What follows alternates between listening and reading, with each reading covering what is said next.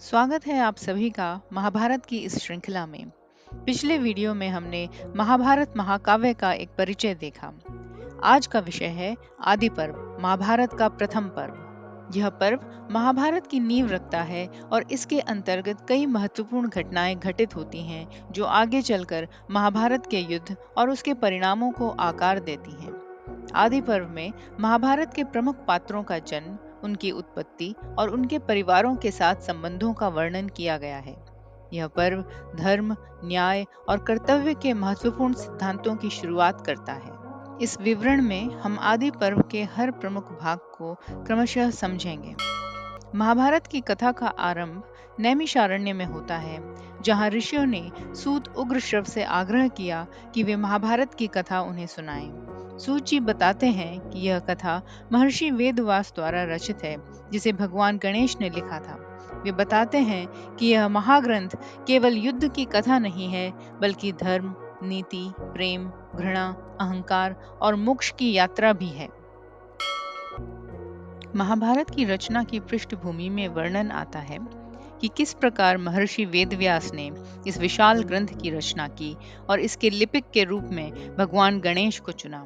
गणेश जी ने शर्त रखी कि वे बिना रुके लिखेंगे यदि वेदव्यास बिना रुके बोलते रहे। वेदव्यास जी ने तब ये शर्त रखी कि गणेश बिना अर्थ समझे ना लिखें। यह पर्व चंद्रवंश के विस्तार से शुरू होता है, जिसमें राजा पुरु, जन्मेजय, शांभव और फिर राजा भरत का वर्णन है।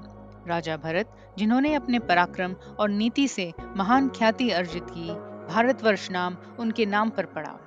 भरत के वंश में राजा हस्तिन भी हुए, जिनके नाम पर हस्तिनापुर नगर की स्थापना हुई।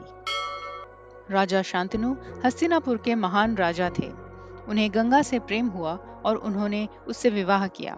विवाह की शर्त थी कि वे गंगा से कोई प्रश्न नहीं करेंगे। गंगा ने 8 पुत्रों को जन्म दिया और उन्हें नदी में बहा दिया। जब शांतनु ने 8वें पुत्र को बहाने से रोका, तब गंगा ने उन्हें बताया कि वे वसुओं के श्राप से उत्पन्न हुए थे। 8वां पुत्र देवव्रत ही आगे चलकर भीष्म बने। देवव्रत के जीवन का सबसे निर्णायक क्षण तब आया जब उन्होंने अपने पिता शांतनु के प्रेम को पूर्ण करने के लिए आजीवन ब्रह्मचर्य और राजगद्दी से त्याग का व्रत लिया। उनकी इस प्रतिज्ञा के कारण वे भीष्म कहलाए और देवताओं ने उन्हें इच्छा मृत्यु का वरदान दिया। राजा शांतनु ने बाद में मछुआरे की पुत्री सत्यवती से विवाह किया। सत्यवती से चित्रांगद और विचित्रवीर्य नामक 2 पुत्र हुए। चित्रांगद युद्ध में मारे गए और विचित्रवीर की मृत्यु संतान रहित हो गई। तब सत्यवती ने अपने पहले पुत्र वेदव्यास को बुलाया और नियोग द्वारा विचित्रवीर्य की रानियों अंबिका और अंबालिका से संतान उत्पन्न की।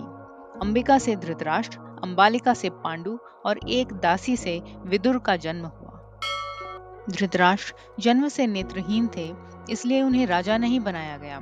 पांडु को हस्तिनापुर का राजा बनाया गया। विदुर अत्यंत बुद्धिमान, नीति कुशल और धर्मनिष्ठ थे, परंतु उनका जन्म दासी से हुआ था, इसलिए उन्हें राजा बनने का अधिकार नहीं मिला। पांडु की 2 पत्नियां थीं, कुंती और माद्री। पांडु को ऋषि किंदम के श्राप के कारण संतान नहीं हो सकती थी। तब कुंती ने अपने वरदान से देवताओं का आह्वान कर युधिष्ठिर, भीम और अर्जुन को जन्म दिया। माद्री ने अश्विनी कुमारों से नकुल और सहदेव को जन्म दिया। इस प्रकार पांडु के 5 पुत्र हुए। उधर धृतराष्ट्र और गांधारी के 100 पुत्र और 1 पुत्री हुई। सबसे बड़ा पुत्र दुर्योधन था, जो पांडवों का प्रतिद्वंदी बना। धृतराष्ट्र के 100 पुत्रों और पांडवों को शिक्षा देने के लिए द्रोणाचार्य को नियुक्त किया गया। सभी राजकुमारों ने अस्त्र शस्त्र, धर्म और नीति की शिक्षा ली। अर्जुन उनके प्रिय शिष्य बने। भीम बल में अद्वितीय थे, जबकि युधिष्ठिर धर्म और नीति में श्रेष्ठ थे। द्रोणाचार्य के शिष्यत्व के लिए वनवासी बालक एकलव्य आया, परंतु उसे शिष्य नहीं बनाया गया।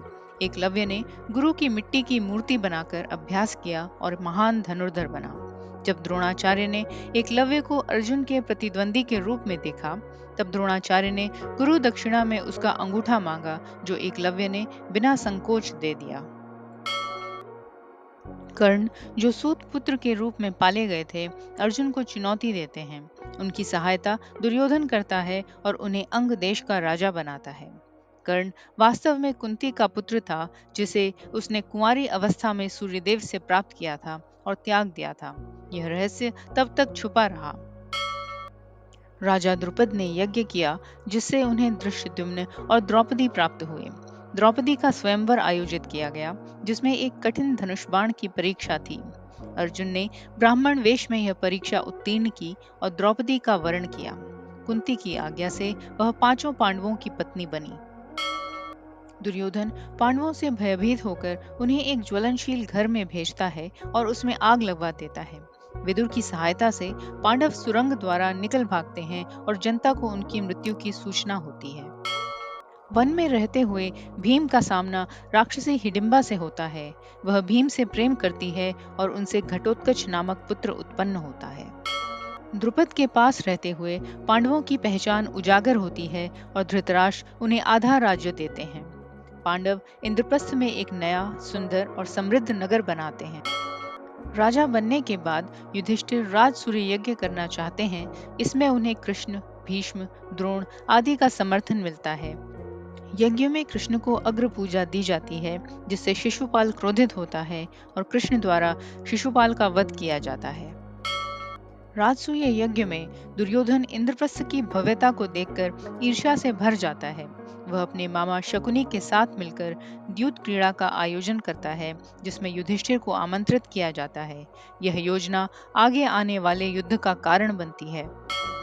आदि पर्व का अंत इस बिंदु पर होता है, जहां महाभारत की मुख्य कथा की भूमिका पूर्ण हो जाती है। सभी पात्रों की पृष्ठभूमि, उनके आपसी संबंध, प्रेम, द्वेष, नीति और धर्म के पहलू सब स्थापित हो चुके होते हैं। यह पर्व न केवल कथा की नींव है, बल्कि भारतीय संस्कृति, दर्शन और नीति का भी गहन परिचय कराता है। आदि पर्व महाभारत का वह हिस्सा है जो समस्त घटनाओं की जड़ है।